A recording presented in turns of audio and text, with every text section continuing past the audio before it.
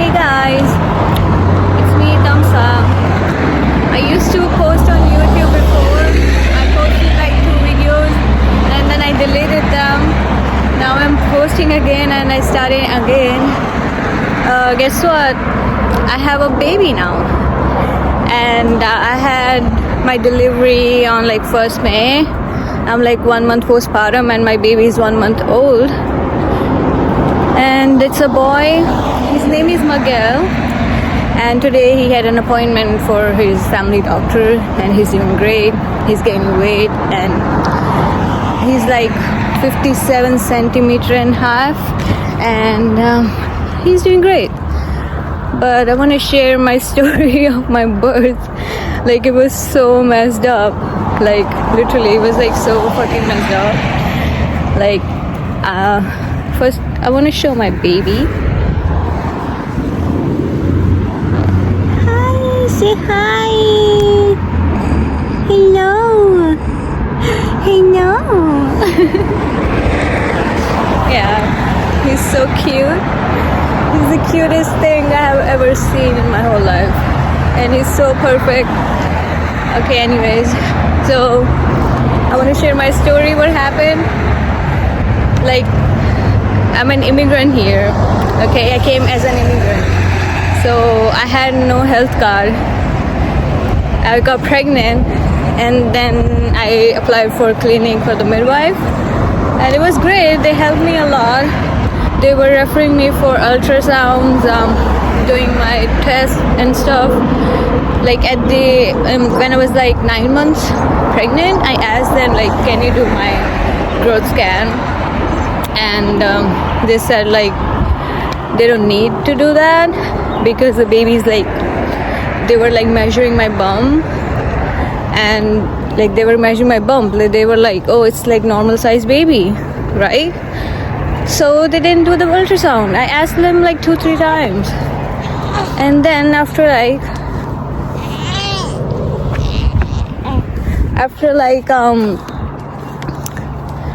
at the end of my pregnancy, like I started feeling like I'm getting so big. I was like, okay, it can be a big baby because my husband's like 6 foot. He's a big guy. But they were like, no, it's not. It's like a small baby. Don't worry about it. It's like normal size. I was like, okay. But when I was like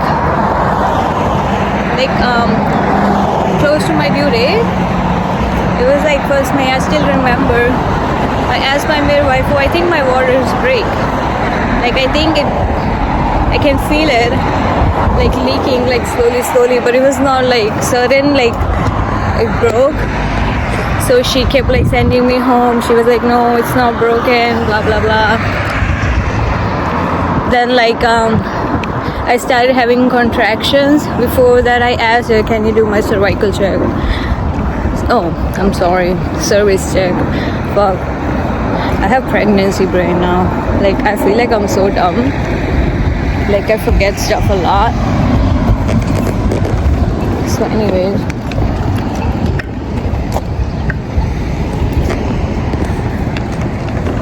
1 minute, let me cross the street. There's so many cars in here. I have to be so careful with the baby. It's like, hold on a sec, I think I have to go this way. Oh my god, what road is this? I keep forgetting stuff. Oh yeah. Okay, where I was saying, oh yeah, then I told her, can you do my cervix check? And she was like, okay. I was 1.5 centimeter dilated and I was not feeling anything at all. And she sent me home, but like she did my pap smear for like 2 times. And like in the clinic I started having contractions. I can feel it. It was like period cramps. And she sent me home, but it started getting worse.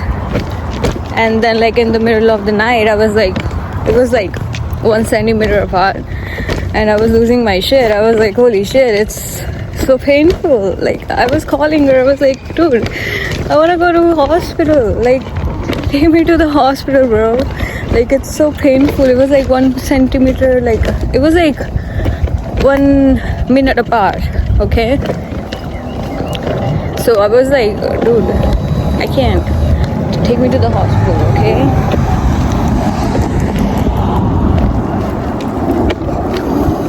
And then, like, she was like, oh, it's okay, don't worry. I can feel it. You're still talking. You can talk. It's not that bad. Just take Tylenol and go to bed. I was like, are you serious? And then I waited for like 20 minutes and I was like, dude, holy shit. I dropped his blanket. Oh no. My child is hungry. I have to go home fast. So when I called her, I was like, dude, I want to go to the hospital. I don't fucking care. Just take me to the hospital because I can't do this anymore. Because it was like 1 minute apart, the contractions, and it was staying for like 1 minute. Okay, so I was like, dude, I want to go to the hospital. I don't care. Take me to the hospital. And then she was like, okay. And then she was like, okay, let's go to the hospital. When I went to the hospital, I was like 5 centimeter dilated. I was like, holy shit. It was so painful. I was like screaming like I'm possessed or something. It was so painful. It was feeling like somebody's like slicing my tummy with a knife. It was so fucking painful. And I was like, dude, I'm not getting pregnant ever again. This shit is crazy. I'm not pregnant again. I'm not getting pregnant again. I'm not doing this shit anymore. Let me just go through this shit and my child. This shit's crazy. And went to the hospital. 5 centimeter dilated, and I was screaming, give me epidural, give me fucking drugs, give me all the drugs you guys have, because it was so painful. And then they started the process, and I was bleeding too. Rest of the story I tell you when I reach home, because he's hungry and I gotta feed him. And holy shit. Look at this baby, man. He's so cute. Oh my god. He looks like a dog. This car seat is so heavy for me. I'm like 4'11", and it's like a gym workout, bro. Like, look at this shit. For a 4'11" person, this shit's crazy, man. Like, it's so heavy. I gotta start doing push-ups and shit. So we are home, and I just fed him. He was so hungry. It was his milky time, and I'm just gonna burp him. Every time I put him on my chest, he just tries to like jump like a bunny. He's my bunny. Yeah. And what was I saying? Yeah, we were talking about the hospital, right? So like when I reached the hospital, I was like 5 centimeter dilated already. So they admit me and in the hospital, and I was like, give me epidural, like this shit's painful, and they gave me epidural. And let me tell you, contractions were so painful. I didn't feel any pain of that needle in my back from the epidural. Like, that shit was nothing, like, in comparison to contractions. Let me tell you how it feels like, if you're wondering. It feels like period cramps, but 1,000 times like worse. Like, it's so painful. You can feel it like how period cramps feel like lower abdomen. That's where it feels like, but it's so painful. Like you literally like never want to get pregnant again. But female body, woman's body is so weird. Like, you never gonna remember the pain. Like, I don't remember how it feels like literally I don't remember how the pain is. I just know like it's painful, but I don't remember the pain. Like, it's so crazy. Holy shit, Bobby. Where you wanna go? Where you wanna go? What? What you looking at? This kid? Oh no, Bobby. Hey! Holy shit. This is like bumping fucking head on my head. Don't do that. I think he needs to burp. That's what he does when he needs to burp. Okay. Anyways.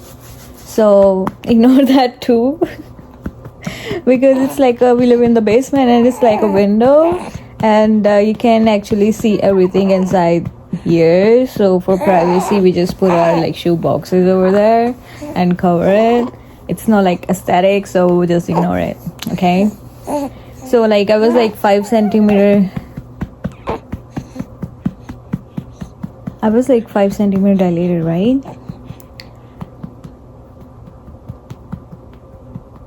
Okay, just wait. Let me figure this out. What's happening with him?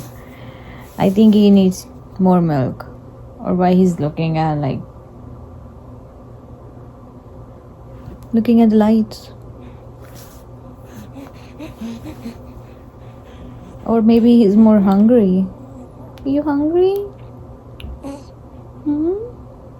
I think he's still hungry. Okay, I'll come back. Okay, oh my god, my child. I'll come back, just a minute. So he's still not sleeping. Ignore my hair too, because I tied him back. He's still not sleeping. He's still awake, but he's full. And we're waiting. He's gonna sleep. Maybe. So let's complete the story. I have other stuff to do.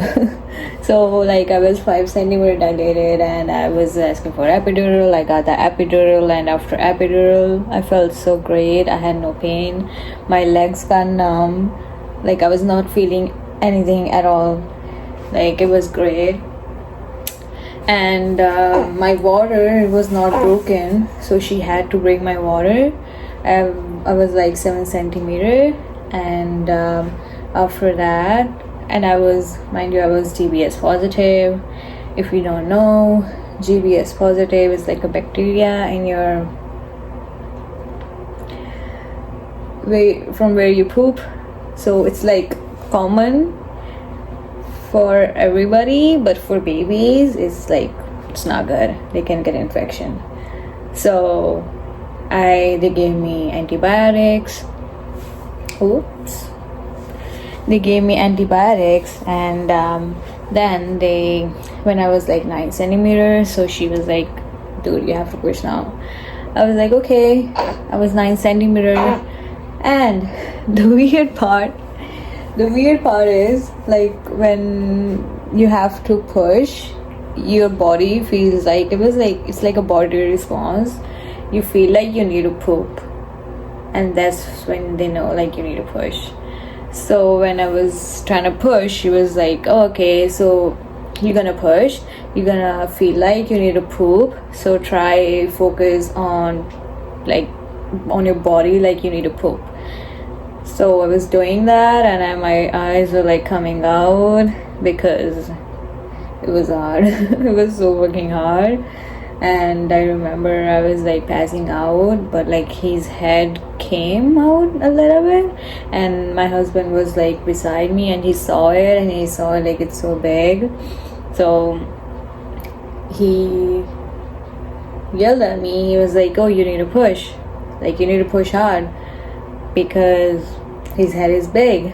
So I was pushing, and like his shoulder got stuck. His right shoulder got stuck, and my midwife was like whispering to the other one like, we need to use the scissor or we need C-section like right away. And my husband heard it, and I heard it too. So I was like, damn, you need to push. And my husband yelled at me again. He was like, you need to push. I pushed so hard and he came out, but like his shoulder got stuck because of that. Like the oxygen got cut from the brain and he was like pale. And so they had to do the blue code. Oh, he fell asleep. Oh. And they had to do blue code, and it's like an emergency when all the doctors come, and it's like emergency. So like all the doctors came, like one team was on me, the other team was on the baby. The heartbeat was there, but he was not breathing by himself, so they had to give him like tubes, help him breathing. And one team was on me, and I had second degree tear because the baby was so big for my body. And they were all shocked, like what the fuck. And they gave me one stitch. Luckily it was like just one stitch. And I remember they took the baby away and they had to put him on like support for the breathing because he was not breathing himself, and he had infection, he had mucus in his lungs. And they had to transfer him to another hospital. And so I had to take discharge right away, like in the evening. So I went there and I was walking around with one stitch. This was bad. And then they had to put him on ventilator. They was like helping him breathing because he was not breathing himself. And they said so many things about like he's not responding properly, he's having seizures, stuff like that. They had to they put a tube in his trachea, so because of that he had a bleeding, so they had to do blood transfusion on him. And so many things happened. And then we were like there for like 5 days, but we were like, we need answers and we need him to be okay, we want to take him home. So we like asked them, like send him to Sick Kids. Sick Kids is like one of the top hospitals in Canada. It's like in the world, it's like on top 10 list. So we want him to be there. It's for kids. So they transferred him to Sick Kids, and he was there for like 2 days, and he was like breathing by himself. He improved. And then they transferred him to another hospital that was nearby our home, and he was doing great over there. Like I was taking care of him, I was feeding him, and then we took him home. So after 15 days we could bring him home. So it was so traumatic. My experience was so traumatic. I could die, he could die. Like it was so bad. Like it was like near death experience. And I had such a traumatic experience. I don't want to get pregnant again. If I did, it would be like after so many years. So this was my story. Yep. And now I'm like 1 month postpartum. I'm feeling great. And so yeah, this was my story. I see you guys in next video. Bye bye. Say bye. Say bye, my girl. You're sleeping. Bye bye.